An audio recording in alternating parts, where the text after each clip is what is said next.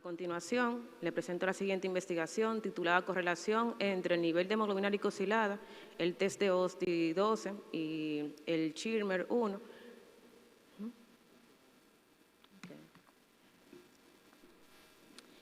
Y el test de Schirmer-1 y el OSTI-12 en pacientes diabéticos.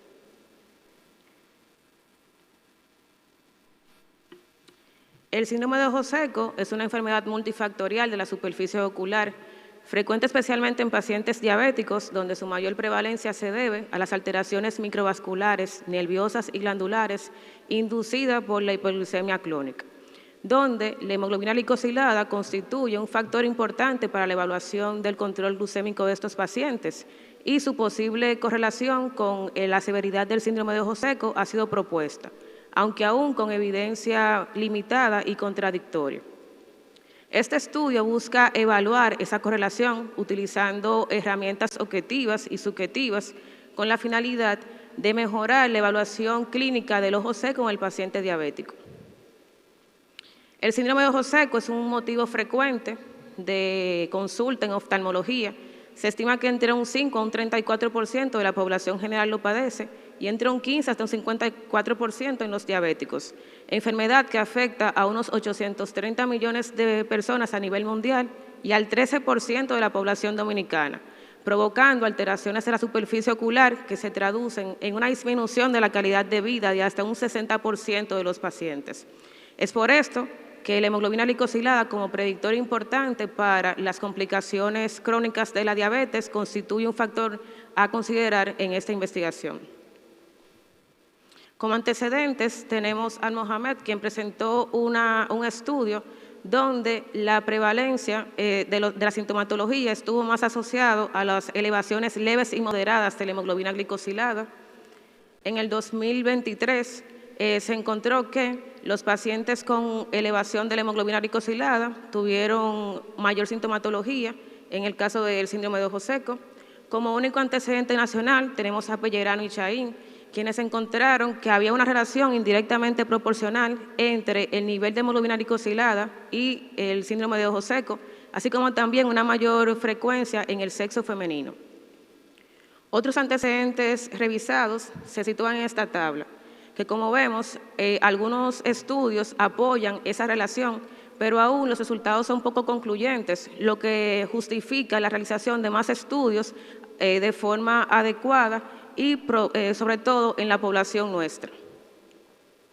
El objetivo general fue determinar esa correlación entre la hemoglobina glicosilada, el test de Schirmer-1 y el OSTI-12 en pacientes diabéticos de 30 a 60 años que acudieron a la consulta de oftalmología con síntomas de ojo seco entre febrero a abril del 2025. Dentro de los objetivos específicos tenemos determinar las variables o las características demográficas de esa población, así como también definir qué tipo de diabetes tenía el paciente, evaluar la correlación entre la hemoglobina glicosilada, el test de Schirmer-1, evaluar la correlación entre la hemoglobina glicosilada y el OSTI-12, así como también relacionar el test de Schirmer-1 con el tiempo de evolución de la diabetes. Este estudio pretende contribuir a la comprensión de ese vínculo entre el control glucémico y las alteraciones de la superficie ocular, utilizando herramientas tanto objetivas como subjetivas. Los hallazgos podrían orientar un abordaje más íntegro del paciente diabético, así como también a mejorar la calidad de vida visual y a optimizar las estrategias diagnósticas en la consulta de oftalmología. Se realizó un estudio con 657 pacientes que constituían la población de los diabéticos de 30 a 60 años que acudieron en el periodo de febrero a abril del 2025. Utilizamos un muestreo no probabilístico con una totalidad de 100 pacientes para 200 ojos. Nuestros criterios de inclusión estaba el diagnóstico de diabetes mellitus tipo 1 y tipo 2, las edades comprendidas entre 30 a 60 años, así como también a aquellos pacientes que tenían un resultado de hemoglobina glicosilada, que estaban de acuerdo con participar en el estudio y que habían firmado el consentimiento informado. Los criterios de exclusión tenemos aquellos que tenían enfermedad de los párpados, enfermedades autoinmunes, los que estaban utilizando hipotensores oculares, aquellos que tienen hábito tabáquico, historia de radiación tanto en cabeza o cuello, y aquellos pacientes hipertensos que estaban utilizando beta bloqueantes. Por tanto, realizamos una investigación que es analítica, observacional, de corte transversal y prospectiva, donde se evidenciaron las siguientes variables. Utilizamos tanto el OSDI-12 como herramienta subjetiva, como el test de Schirmer en el caso de la herramienta objetiva. Se tabularon los resultados obtenidos, representando tanto la frecuencia como los porcentajes de los indicadores. Utilizamos tanto el programa de Excel como el IBM SPSS para el análisis estadístico, generando tablas simples y cruzadas. Para la interpretación de las tablas cruzadas, procedimos a identificar la asociación estadística a través de la prueba de chi cuadrado y la significancia estadística a través del valor de P con un margen de error de 0.05. Dentro de las limitantes de nuestro estudio podemos mencionar que la muestra es pequeña y que hicimos era no probabilística. Obtenimos los siguientes resultados. De la población estudiada, el 68% estaba entre los 51 a 60 años, el 25% de 41 a 50 y solo el 7% estaba entre 30 a 40 años.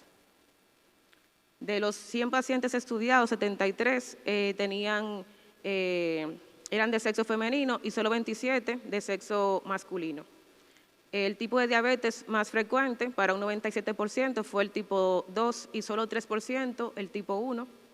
En cuanto a la correlación existente entre el nivel de hemoglobina glicosilada y el test de Schirmer 1, no encontramos una asociación estadísticamente significativa para un 0.08 ojo derecho y 0.07 ojo izquierdo.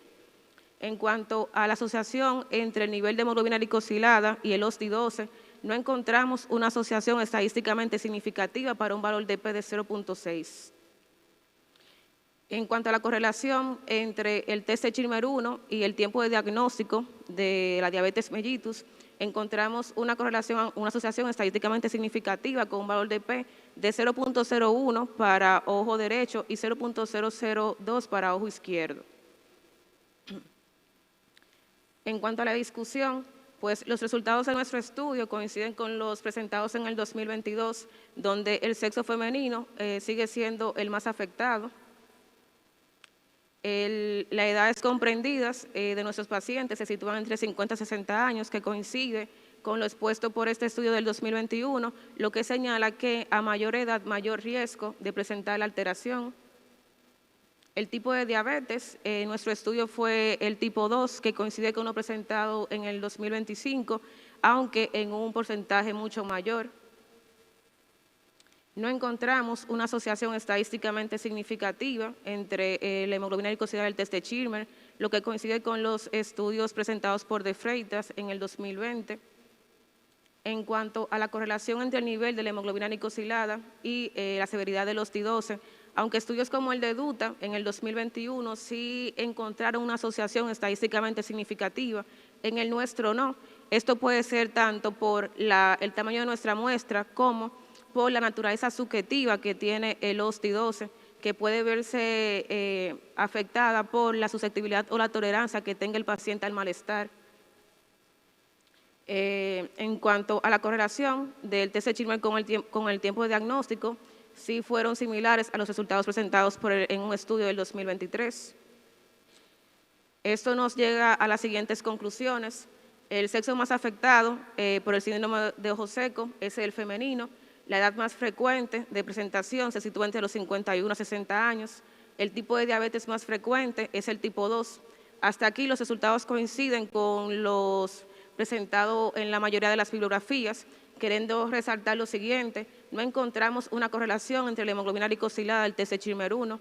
Tampoco existe una correlación entre la hemoglobina glicosilada y el OSDI-12, lo que sugiere que un control metabólico aislado no tiene que ver necesariamente con la severidad de la presentación del ojo seco. Lo que sí encontramos es una asociación entre el tiempo de la diabetes mellitus y la severidad o la disminución del test de Schirmer 1, lo que sitúa que la evolución prolongada de la diabetes constituye un factor más importante que el control glucémico aislado. Por eso realizamos las siguientes recomendaciones. Un tamizaje de ojo seco para pacientes con diabetes mellitus diagnosticada de más de 5 años, complementar con pruebas tanto subjetivas como objetivas, así como también incluir en futuros estudios las variables como retinopatía diabética, la neuropatía periférica o el uso de medicamentos y evaluar la efectividad de tratamientos específicos para ojo seco en pacientes diabéticos de larga evolución. Esas fueron nuestras referencias. Muchas gracias.